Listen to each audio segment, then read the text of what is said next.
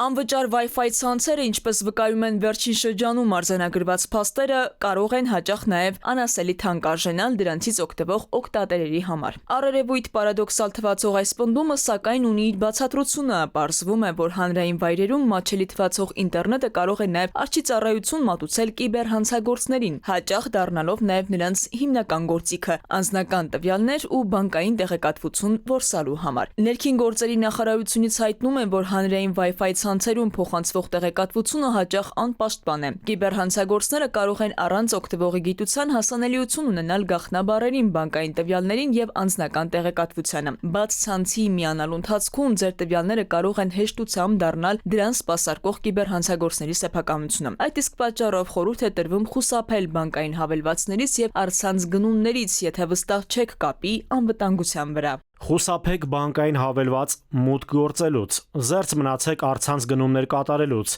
օգտվեր VPN ծառայություններից, անջատեք ֆայլերի փոխանակման, AirDrop, File Sharing, Bluetooth եւ այլ ծառայությունները, պարբերաբար ստուգեք սարքում պահպանված Wi-Fi ցանցերի ցանկը եւ հեռացրեք նախկինում օգտագործված բաց ցանցերը, հիշեք անջատված պահել սարքի Wi-Fi-ը, երբ այլևս չեք օգտագործում, հանրային Wi-Fi-ը հարմար է, բայց ոչ ապահով։ Եթե դուք օգտվում եք ցանկացած Wi-Fi ցանցից, լինի դա վճարովի թե անվճար, պիտի գիտենաք, որ սարքը տեղադրողը մեծ հաշվով հանդես է գալիս որպես միջնորդ ձեր ու ինտերնետի միջև։ Եվ նույնիսկ եթե տան ունեք վճարովի Wi-Fi ծառայություն, ապա պետք է նաև իմանաք, որ սարքը տեղադրող օպերատորը նույնպես մեծ հաշվով կարողանում է տեսնել, թե դուք ինչ կայքեր եք այցելում, ասում է փորձագետն ու հավելում. ինչու մի բանի համար, եթե պետք է գումար վճարել, հանկարծ դարձավ անվճար։ Ուրեմն այստեղ էլ ձերի պանիրը միայն թակարդում է սկզբունքն է գործում։ Պետք է որ փոխարենը նրանք որևէ բան ստանան։ Միշտ եղել են այլ չարագործներ, ովքեր ստեղծել են այսպես կոչված կեղծ Wi-Fi-ներ, կամ անվճար Wi-Fi-ներ, որոնց մարդիկ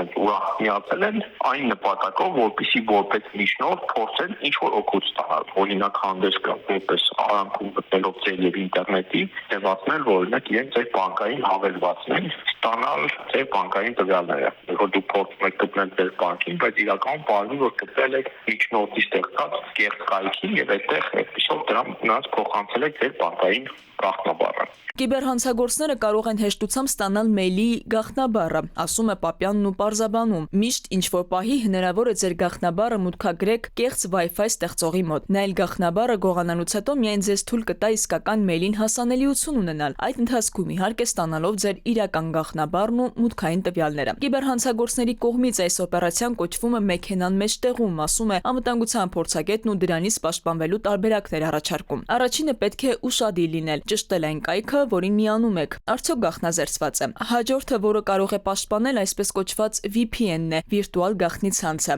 Երբ միջև որևէ ինտերնետի միանալը միանում եք VPN-ին ու այդ ընթացքում անգամ կարևոր չէ այլ Wi-Fi ցանցից օգտվել եք, թե ոչ։ Դրանից դուրս գալուց հետո միայն կարելի է միանալ այն կայքին, որն անհրաժեշտ է։ Բայց նաև այս դեպքում չի կարելի պնդել, թե դրանից ապահովագրված ենք։ Ամեն VPN չէ, որ վստահելի է։ Նախկինում անգամ վճարովի VPN-ի դեպքում են եղել մեծ սկանդալներ։ Քնարիկ Պետրոսյան, ժամը լրատվական։